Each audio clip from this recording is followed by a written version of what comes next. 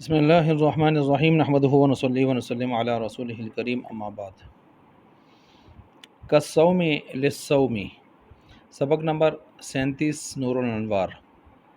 یہ مسئلہ چونکہ چل رہا ہے قضاء کی قسموں کا، بمثل معقول، غیر معقول، بمثل غیر معقول، اور وہ قضاء کے جو فی معنی الادا ہے۔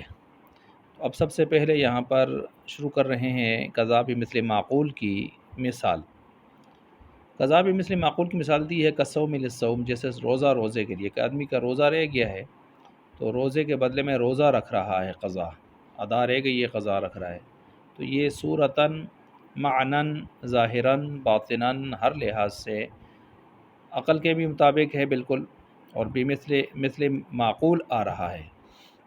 ظاہر بات ہے ایک روزہ آدمی رمضان میں ادا رکھ رہا تھا، اسی ترتیب سے اب رمضان کے بعد صبح صادق سے لے کر غروب آفتاب تک انہی پابندیوں کے ساتھ رکھ رہا ہے، تو صورتاً اور معناً ہر لحاظ سے یہ روزے کی کیا ہے، مماثل ہے اور عقل میں آنے والی چیز ہے۔ ٹھیک ہو گیا، تو یہ مثال اس کی ہو گئی۔ تو اب یہاں پر یہ بتا رہے ہیں کہ جو چیز شارع کی طرف سے جب لازم ہوتی ہے بندے کے اوپر نا، تو اس کے ساتھ جو ہے ادا ہونے کی، یعنی عہدہ برا ہونے کی ذمہ سے یہی صورت ہوتی ہے نا کہ وہ آدمی اس کو ادا کر لے، یا ادا نہیں کر سکا تو کم از کم پھر شارع کی طرف سے اس کا صاحب حق جو ہے خود اس کو کیا کر دے، ساقط کر دے، تو ادا ہونے کے ذریعے سے ساقط ہو جائے، یا صاحب حق خود ہی اس کو ساقط کر دے، جس طرح اللہ تعالیٰ جو ہے عورتوں کی حالت خاص کے اندر جو ہے نمازیں ان سے اٹھا لیتا ہے، تو یہ صاحب حق خود ہی اپنے حق کو اٹھا لیتا ہے۔ ٹھیک ہے، تو جب تک ان دو طریقوں میں سے کوئی طریقہ موجود نہ ہو تو مکلف کے ذمہ وہ چیز کیا رہتی ہے، واجب رہتی ہے، اور جب ادا کے وقت سے نکل جائے تو قضا میں چلی جاتی ہے۔ اب قضا میں یہاں پر روزے کے بدلے میں آ رہا ہے، تو میں نے عرض کیا کہ صورتاً، معناً، ظاہراً، باطناً ہر لحاظ سے یہ عقل میں آنے والی چیز ہے، تو اس کو قضائے مثل معقول کہہ دیتے ہیں۔ ٹھیک ہو گیا۔ دوسری مثال اس کی اگر ہم لیں والفدیۃ لہ، یا والفدیۃ لہ، اس کو عطف کر لیں، پیچھے کاف جارہ کے نیچے لے آئیں، تو فدیہ اس کے لیے۔ اب دیکھیں اگر روزہ کے بدلے میں ایک آدمی فدیہ دے رہا ہے تو یہ قضاء بمثل غیر معقول ہے۔ ظاہر بات ہے بالکل آدمی کو سمجھ آ جاتی ہے یہ بات کہ مثل غیر معقول اس وجہ سے ہے کہ روزہ نام کس چیز کا ہے، روزہ اور فدیہ ان کا آپس میں صورتاً، معناً کسی لحاظ سے بھی مماثلت ان میں نہیں پائی جاتی۔ کیا وجہ ہے؟ اس لیے نہیں پائی جاتی کہ صورتاً تو بالکل ظاہر ہے فدیہ دینا اور چیز ہے، وہ ایک مالی عبادت ہے، اور روزہ ایک بدنی عبادت ہے، بالکل ان کی صورت ہی جدا ہے۔ اور معنن بھی اس لیے نہیں کہ روزے کا مطلب نفس کو بھوکا رکھنا، بھوک پیٹ کی ہو، شرمگاہ کی ہو، بھوک متعارف ہو، غیر متعارف ہو، یعنی بھوکا ہے یا پیاسا ہے، سب اس میں آ جاتی ہے۔ ٹھیک ہے، تو بھوکا رہنا، اور فدیہ کا مطلب تو ہوتا ہے مال لینا دینا، چیزیں، اس کے گندم، کھجور، کشمش، یہ چیزیں، تو اس میں تو شکم سیری ہے۔ ٹھیک ہے، اور اس میں اب بھوکا رہنے میں اور شکم سیری میں ظاہر بات ہے بہت بڑا تضاد ہے، مماثلت کوئی نہیں ہے یہاں پر، تو اس لیے یہ مثل غیر معقول ہو گیا۔ اب یہاں پر ملا جیون رحمۃ اللہ علیہ بھی فرما رہے ہیں کہ یہ جو شیخ فانی ہے، جو بوڑھا شخص، بالکل آخری درجے میں کمزور ترین شخص، یہ اگر روزہ رکھنے سے عاجز ہے اور مجبور ہو کر فدیہ کی دے رہا ہے، تو اس کے فدیے کے مسئلے کو بیان کر رہے ہیں کہ ایک روزے کا وہ فدیہ نصف سا گندم یا اس کا آٹا یا ستو یہ دے گا، یا کھجور وغیرہ کشمش ہے، چھوارے ہیں، تو ایک سا یہ چیز وہ کرے گا۔ تو اب یہ جو شیخ فانی کے لیے فدیے کا ذکر آیا ہے، تو اب اس حوالے سے ملا جیون اس کے جواب بھی دے رہے ہیں کہ وہ کس تناظر میں آیا، کس ترتیب سے آئے۔ وہ قرآن کریم کی آیت ہے وَعَلَى الَّذِينَ يُطِيقُونَهُ فِدْيَةٌ طَعَامُ مسکین، اور وہ لوگ کی جو طاقت رکھتے ہیں روزے کی، ان کے لیے فدیہ اور ایک مسکین کا جو کھانا ہے وہ فدیہ کے طور پر۔ تو اب یہ آیت سے تو یہ پتہ چل رہا ہے گویا طاقت رکھتے ہوئے بھی فدیہ دیا جا سکتا ہے۔ تو اب اس آیت کے جواب دے رہے ہیں۔ ایک جواب اس کا یہ ہے کہ یہاں لفظ لا جو ہے وہ مقدر ہے، یطیقونہ نہیں، اصل میں ہے لا یطیقونہ، اور وہ لوگ کہ جو روزہ نہیں رکھ سکتے۔ یہ اس کے لیے کیا ہے دلیل؟ تو قرآن کریم کی اور آیتوں میں بھی موجود ہے، یبین اللہ لکم ان تضلوا، اللہ تعالیٰ تمہارے لیے بیان کرتا ہے، ان تضلوا کا مطلب تو یہ بنتا ہے یہ کہ تم گمراہ ہو، حالانکہ یہ مطلب نہیں اللہ تضلوا، لام یہاں مقدر ہے، یہ کہ تم گمراہ نہ ہو جاؤ، لئلا تضلوا، کہ تم گمراہ نہ ہو جاؤ، ٹھیک ہے۔ اسی طرح وَأَلْقَىٰ فِي الْأَرْضِ رَوَاسِيَ أَن تَمِيدَ بِكُمْ، اللہ نے وہ زمین کے اندر میخیں، پہاڑوں کو میخوں کے طور پر گاڑ دیا کہ یہ کہ تمہیں لے کر ڈوب جائیں بظاہر، یہ اللہ تمید بکم ہے، یہاں بھی لا مقدر ہے۔ تو لا مقدر ہوتے ہیں اس طرح کی دو مثالیں انہوں نے دے دی، ایک تو جواب یہ ہو گیا کہ لا یہاں پر مقدر ہے، دوسرا جواب یہ ہے کہ یطیقون اطاق یطیق اطاقتاً، یہ باب افعال ہے، اور باب افعال کا حمزہ خصوصیات میں اپنے پڑھا تھا کہ سلب ماخذ کے لیے بھی آتا ہے، تو اس لحاظ سے سلب ماخذ یہاں نکالیں تو مطلب یہ ہوگا کہ اور وہ لوگ جو طاقت نہیں رکھتے، طاقت یہاں ماخذ ہے نا مصدری معنی، تو طاقت نہیں رکھتے، یہ معنی ہوگا۔ اور اگر یہ دونوں جواب نہ بھی دیں تو تیسرا جواب یہ ہوگا کہ منسوخ ہو گئی یہ آیت، کس سے؟ فمن شہید منکم الشہر فلیصمہ، اس آیت سے کہ جو کوئی تم میں سے مہینہ رمضان کا پائے پس چاہیے کہ وہ روزہ رکھ لے، اس آیت سے منسوخ ہو گئی۔ یہ تین جواب ہو گئے۔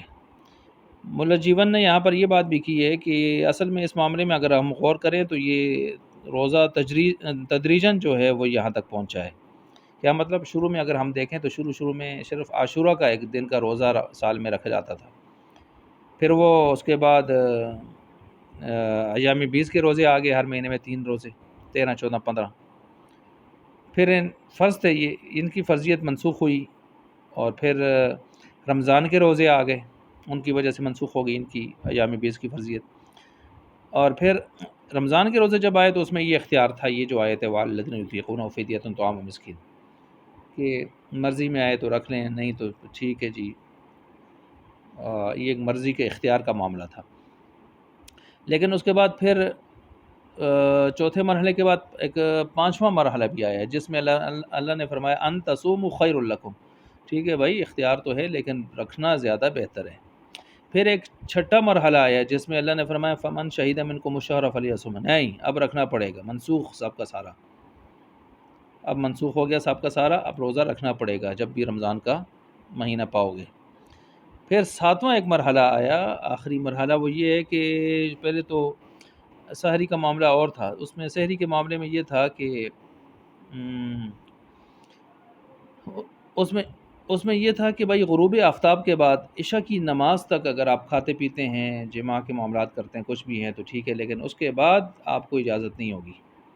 تو یہ کچھ صحابہ آئے تھکے ہارے ہوئے کام سے واپس، وہ ایسے ہی آنکھ لگ گئی اور روزہ اگلا سٹارٹ ہو گیا عشاء کے بعد، تو پھر کھائے پیے بغیر اگلے دن بڑے پریشانی ہوئی۔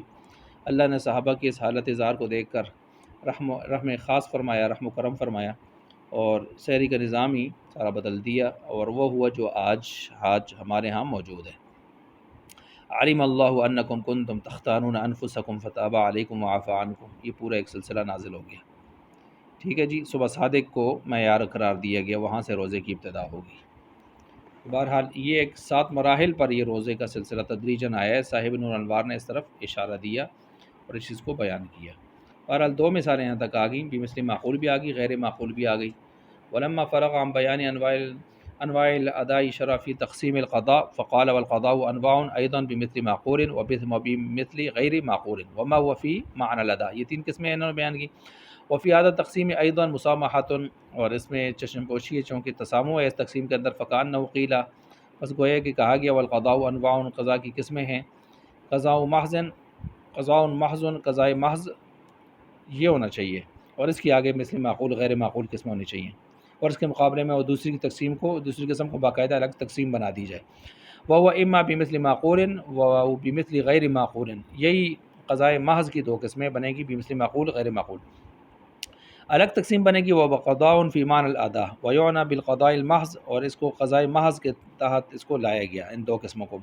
اب قضاء محض کے ما لا یکون فیہ معنی الاداء، وہ جس کے اندر معنی ادا بالکل نہ ہو، ساری قضاء ہو، لا حقیقتاً ولا حکماً، اور نہ حقیقی طور پر نہ حکمی طور پر. وبما ہوا فی معنی الادا، اور وہ جو معنی الادا ہے، وہ قضا جو معنی الادا ہے، ان یکون بخلافی، اس کے بالکل خلاف ہو، یعنی اس کے اندر ادا کا معنی بھی پایا جائے.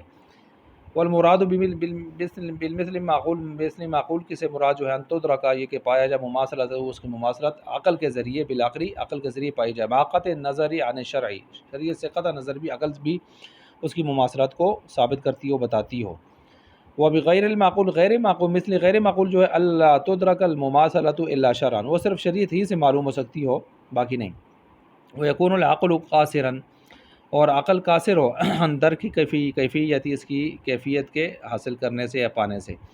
لا، یہ مطلب نہیں ان العقل یناقض، عقل اس کے مناقض ہے، ایسے نہیں ہے، عقل مخالف تو نہیں ہے. وهذا القضاء لا بد فيه من سبب جدید، اور یہ قضا بمثل غیر معقول، اس میں ایک جدید سبب ہونا چاہیے، بالاتفاق، ہم بھی کہتے ہیں شوافی کی طرح. وانما الخلاف فی القضاء، اور جو پیچھے اختلاف گزرا تھا وہ قضا بمثل معقول میں تھا.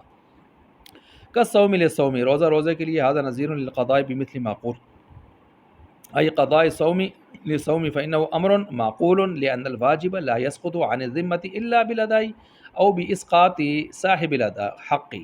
یہ میں نے ساری تشریح کی ہوئی ہے. وما لم یوجد احدهما يبقى في ذمته، اور جو ادا کر کے بھی کوئی آدمی مکلف اس فریضے کو ادا نہ کر چکا ہو ادا کرنے کے ساتھ، اور صاحب حق نے بھی اس کو معاف نہ کیا ہو، ساقط نہ کیا ہو، تو پھر کیسے کہہ سکتے ہیں کہ مکلف اس سے عہدہ برا ہو گیا یا بری ذمہ ہو گیا؟ ایسا نہیں ہے، وہ چیز تو بقایا رہی ہے، اس پر ادا سے قضا کی طرف جا سکتی ہے. والفدیۃ لہو، روزہ روزے کے بدلے میں تو بالکل مثل معقول تھا. والفدیۃ لہو، اور فدیہ جو ہے یہ هذا نظیر للقضاء بمثل غیر معقول، فإن الفدیۃ بمقابلة الصوم لا يدركه عقل اذ لا مماثلة بینهما صورتا وهو ظاہر ولا معنی، یعنی صورتاً معناً فدیہ کا کوئی جوڑ نہیں بیٹھتا، مماثلت نہیں بیٹھتی کس کے ساتھ جی؟ روزے کے ساتھ. لأن الصوم تجویع النفس والفدیة اشباع، وهذه الفدیة لكل يوم هو نصف صاع من بر او دقیقه او سویقه او زبیب او صاع من تمر او شعير للشيخ الفاني الذي يعجز عن الصوم لأجل قوله تعالى وعلى الذين يطيقونه فدية طعام مسكين علی ان تکون کلمتک لا مقدرۃ. یہ جواب دے رہے ہیں نا یطیقون کے اندر کہ بھائی طاقت رکھتے ہوئے فدیہ کیسے دیں بھائی؟ تو جواب نمبر ایک یہ ہے کہ یہاں کلمہ لا مقدر ہے. ای لا یطیقونہ او تکون الحمزۃ، یا حمزہ دوسرا جواب دے رہے ہیں، حمزہ باب افعال کا یہاں پر فیہ للسلب، سلب ماخذ کے لیے، ای یسلبون الطاقۃ لیدل علی الشیخ الفانی، واما اذا حملت علی ظاہرہما فہی منسوخۃ. تیسرا جواب ہے کہ منسوخ بھی ہے، منسوخ ہے. فمن شہید منکم الشہر فلیصمہ سے علی ما قیل ان فی بدء الاسلامی، کیونکہ روزے کے حوالے سے 7 مراحل گزرے ہیں جو میں نے ابھی بیان کیے. فی بدء الاسلامی کان المطیق مخیرا بین ان یصوم و بین ان یفدی ثم نسخ بدرجات علی ما حررته فی التفسیر الاحمدی.